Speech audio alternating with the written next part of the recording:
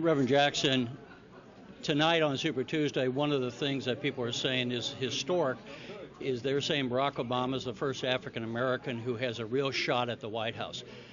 As an African American who's run for the White House, what is your reaction to that? Do you take offense to that? No, I think it's true. I mean, we as a nation are growing. His campaign is he has the presence, he has the message, he has the money, the machinery, and the timing.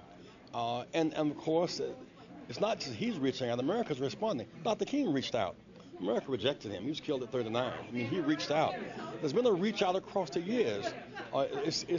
It's commonplace for blacks to support whites. What's different now is whites are supporting blacks. And there's that new coalition. There's that new sense of we can play ball together, we can fight wars, now we can play politics together.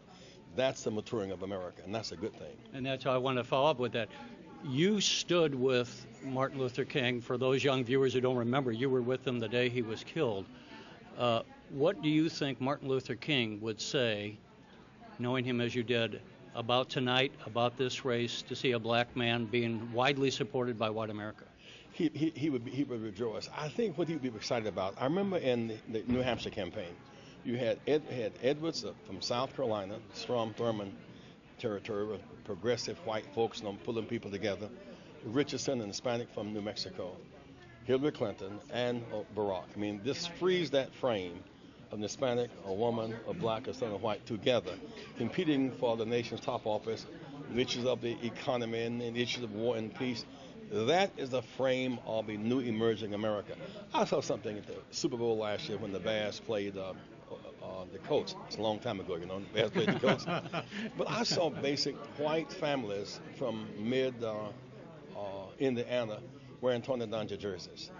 And I saw blacks from Chicago wearing Brian Urlacher jerseys, the linebacker. I saw them going beyond race to reason, excitement. That is the growth and the maturity.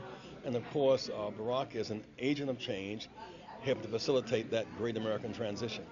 Helping to heal the breach. Two brief questions. One, to what extent do you think your own runs for the White House laid some foundation for white America to be open to a black candidate? Well, we were part of that process. We won.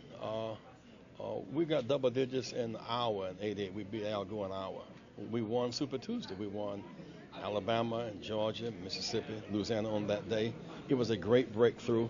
And Barack told me one time, when he was in Columbia, and we were debating Mondale and Hart, and he saw that debate and said, this can actually happen.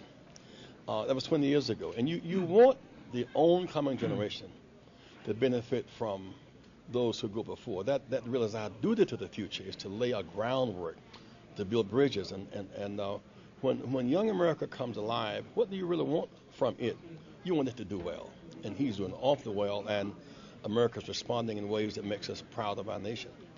You're with France 2 Television, and thank you for joining us in the Illinois channel. We're here on the evening of Super Tuesday. Tell us what you're doing here. You're a French television producer. Tell us about the interest of your audience in the Barack Obama story in the presidential election.